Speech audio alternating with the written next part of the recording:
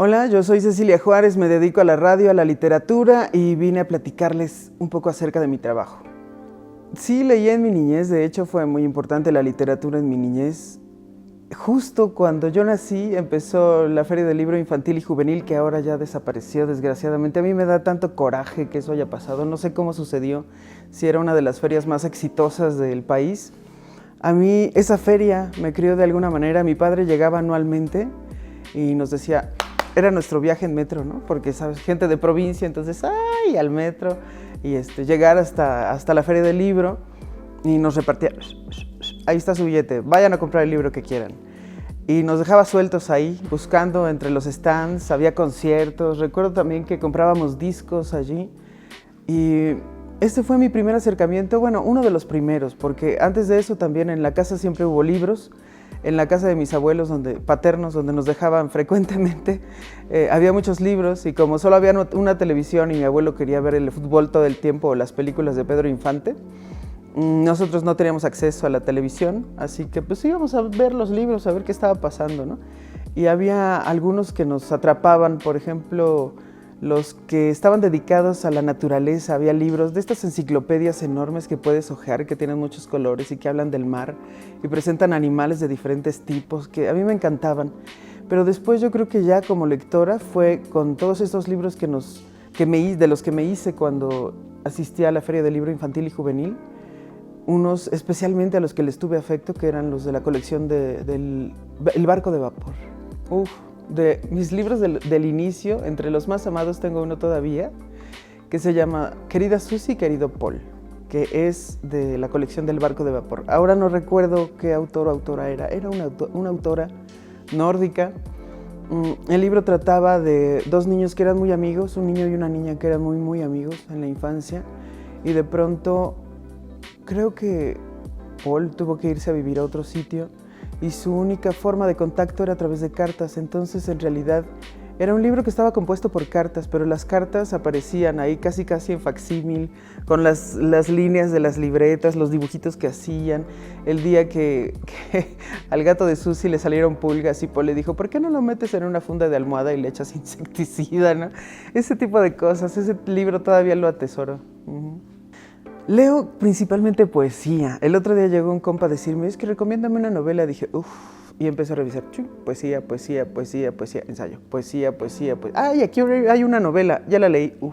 Lástima. No sé si tenga que ver con que me dedico a escribir poesía, sobre todo, pero estoy leyendo mucha poesía de morras, sobre todo en estos momentos. Mujeres que están escribiendo en estos tiempos y que, como dice María Negroni, están escribiendo un libro conjunto, ¿no? Que todas las mujeres que estamos escribiendo en estos tiempos estamos escribiendo un libro conjunto. Entonces, pues no sé, desde la misma María Negroni, ¿qué podría más ser? A Margaret Atwood, que es de mis favoritas, Wisława Szymborska. Me gusta también cosas que están haciendo acá en América Latina, ¿no? Gente en Colombia como Alejandra Lerma, gente en Argentina como Lorena García, gente en muchos otros países de América Latina y en México también, ¿no? Está Sisi Rodríguez, están muchas otras autoras que en este momento están escribiendo sobre este contexto, ¿no? Que me parece un momento histórico también para todas las mujeres que nos encontramos escribiendo y relatando esta otra parte de la historia que ha sido víctima de la borradura. Por principio creo que por una necesidad, ¿no? Una necesidad personal de expresión. Aunque ahora dicen, no, ¿qué te dio eso? ¿Qué puedes escribir? Sí, claro, puedes escribir también por puro deporte. Pero para mí principalmente se trata de una cuestión de sobrevivencia.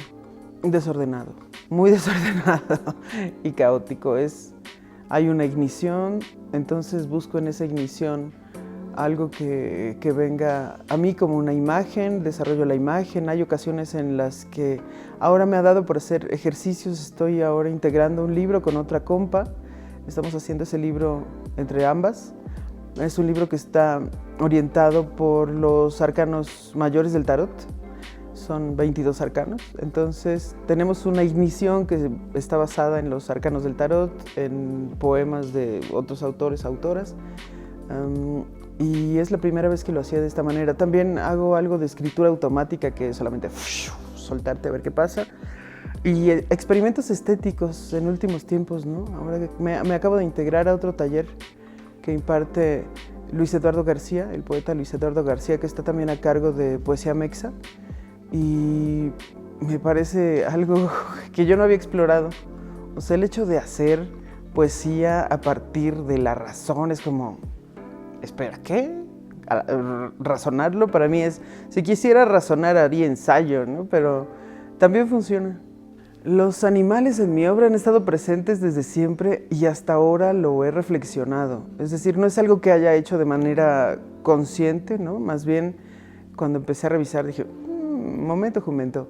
Cuando hice mi primer libro, que fue en el 2006, había escenas que sucedían con animales, dentro de animales, junto a animales, siempre. Más adelante, se convirtió en una constante. En el último acercamiento que tuve fue cuando publiqué en 2019 Cómo hablar con tu perro. Yo digo perre porque me gusta esa onda de molestar a la gente que no, el ahí no existe. ¿Cómo no? Aquí está, mírala. ¿No? Pero además porque en realidad me peleo mucho con banda que está muy apegada a las instituciones y que dice que la Real Academia de la Lengua Española, pero...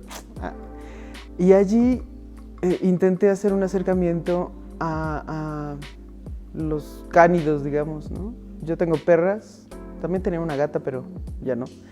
Y en esa relación que siempre me ha sorprendido, impactado, a últimas fechas, se volvió una necesidad mía por explorarla, ¿no? Por saber, bueno, qué parte de la humanidad está unida a la animalidad y a través de qué nos comunicamos con estas especies, ¿no? Y no únicamente los cánidos, sino en general, o sea, el resto de los animales.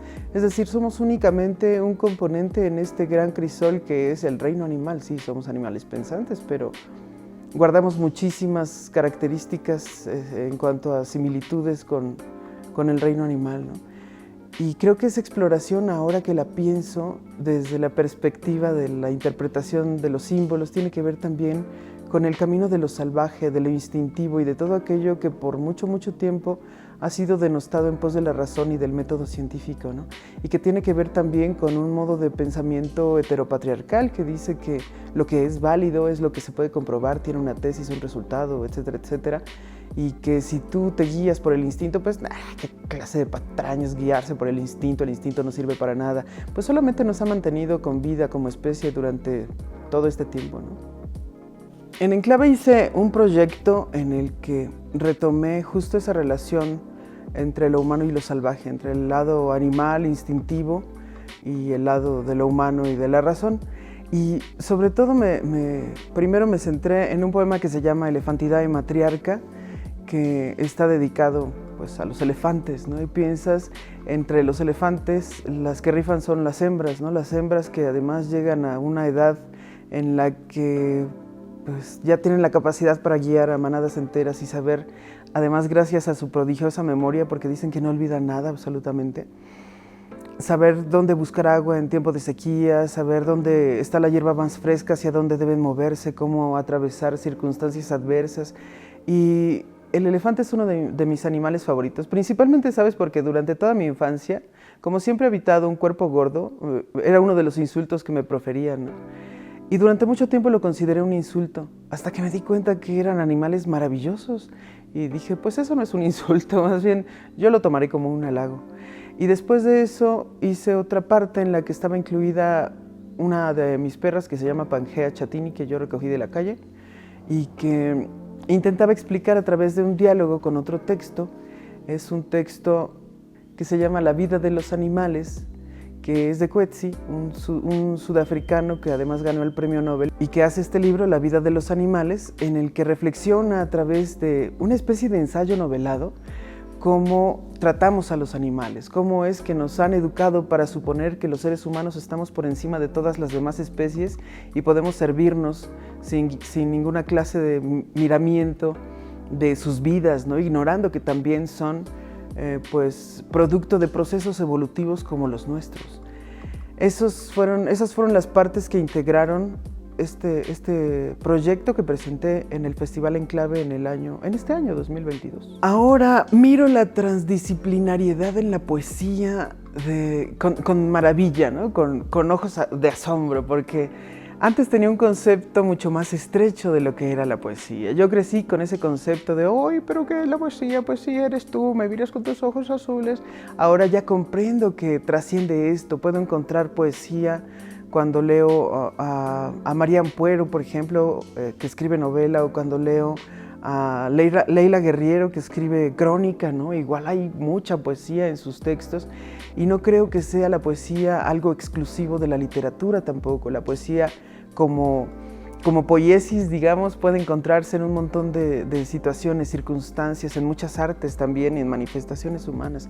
Eso me ha ayudado a expandir los horizontes de lo que considero poesía y también abrirme a estas nuevas expresiones que han fructificado en los últimos tiempos, ¿no? Que para mucha banda creo que sigue siendo como, eso no es poesía, pero ¿no lo es? ¿Quién dice que no lo es? ¿Quién tiene la autoridad para decidir qué es y qué no es, ¿no?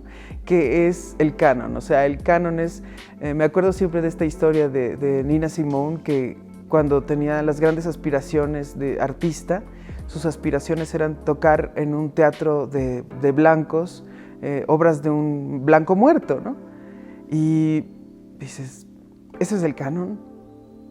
¿Y queremos quedarnos dentro del canon? ¿Para qué queremos quedarnos dentro del canon, no? Creo que en este sentido tengo muchas más preguntas que respuestas. De la escritura a los micrófonos me llevo, pues digamos que con lo que me he enfrentado cuando leo cosas y cuando descubro en mis lecturas, ¿no? Y también me llevo, supongo que un bagaje y una patada de poesía, que es lo que he trasladado a la radio, ¿no? Siempre pongo una patada de poesía, que es cámara, aunque trajeras ya la panza del cerebro vacía, en este momento ya llevas un poema ahí en la panza del cerebro.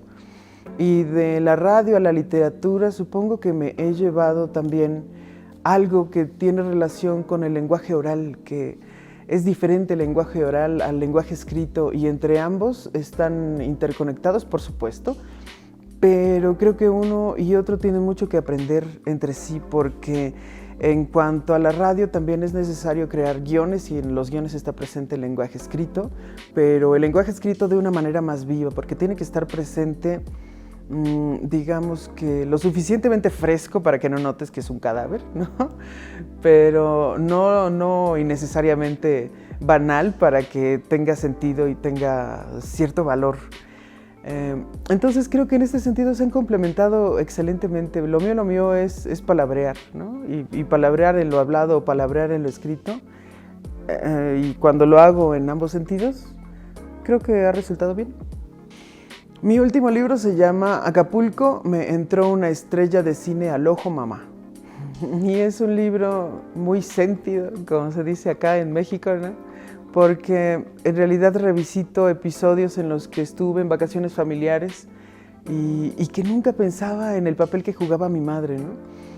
Siempre estuve muy abocada como al lado de lo masculino, porque también los ejemplos que yo veía de mujeres por ese entonces no me satisfacían. Yo decía, es que creo que yo no quiero ser mujer, porque eso significa que tengo que tener hijos, criarlos, cuidar al marido, servirle la mesa, hacer la comida. O sea, no, ya estuvo, yo hasta aquí llegué, ¿no? Y luego vi, y ser hombre quiere, no, guácala, yo tampoco quiero, no, qué guácala, ¿no? Y me empecé a explorar ese rollo, ¿no? En el libro lo que hago es visibilizar también la parte que hacía mi madre, que es esa parte de los cuidados que las mujeres han ejercido de forma histórica, ¿no? Sin retribución. Ahora sabemos que incluso hay un cálculo del Producto Interno Bruto que se genera a raíz de los cuidados que prodigan gratuitamente las mujeres.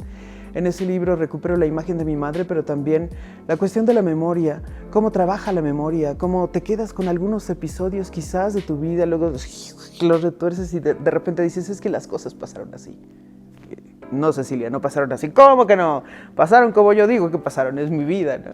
Y pues cada quien tiene derecho a llevarlo así en la memoria, supongo.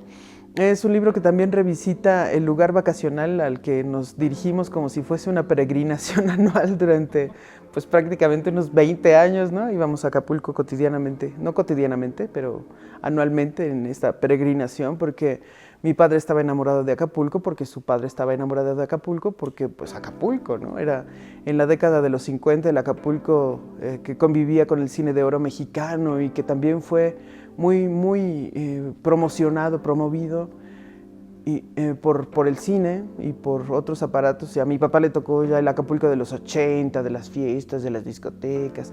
Y pues ya yo cuando llegué yo, ¿no? Narcoguerra, violencia, un montón de drogas, aguas negras, o sea, hasta que alguien me preguntó, ¿y por qué te gusta tanto Acapulco si está bien gacho, no? Dije, sí, tienes razón, ¿por qué me gusta tanto? Pues me gusta tanto porque allí habita una isla de mi historia en la infancia. Ese libro fue publicado por Grafógrafes en el 2021, está libre para descarga en la página, va a aparecer aquí, grafógrafes.uamx.mx y lo pueden descargar gratis. Ya si quieren comprarlo o si quieren consultarlo está en la biblioteca del Parque Ambiental Bicentenario. Y mi próximo proyecto. Tengo dos, que te cuento que es un proyecto que está basado en la escritura automática y que tiene que ver con los arcanos mayores del tarot. Y ese es un libro que estoy haciendo en conjunto con otra compa, con otra escritora de Guadalajara que se llama Livier Fernández. Y otro que estoy haciendo en solitario que se llama Esto no es 1994, que ya que entré en la onda de la memoria, revisita la década de los 90 y la adolescencia. En lo entrañable del lugar en el que vivo. Pienso que se tiene efecto al terruño porque hay algo de una misma, hay algo mío que está unido a los significantes, ¿no? Por ejemplo, a mí el cerro me representa, el cerro de Metepec me representa, ¿no? Yo vivo en Metepec desde los 5 años, cuando esto era un páramo baldío y todo era nada más que ratas y milpas y calles hechas de adoquín o de tierra y barro tirado en la calle para que los autos lo atropellaran, ¿no? Ninguna de las calles estaba pavimentada prácticamente. Así que he visto cómo ha crecido este pueblo, que ya no es un pueblo, ya es un monstruo. Creo que es mi lugar común, pero es uno de mis lugares comunes favoritos. Y quizás hay algo también de cada una. Hay algo de mí misma en este pueblo que me llevaré por siempre jamás a donde quiera que vaya. Edomex. Decisiones firmes, resultados fuertes.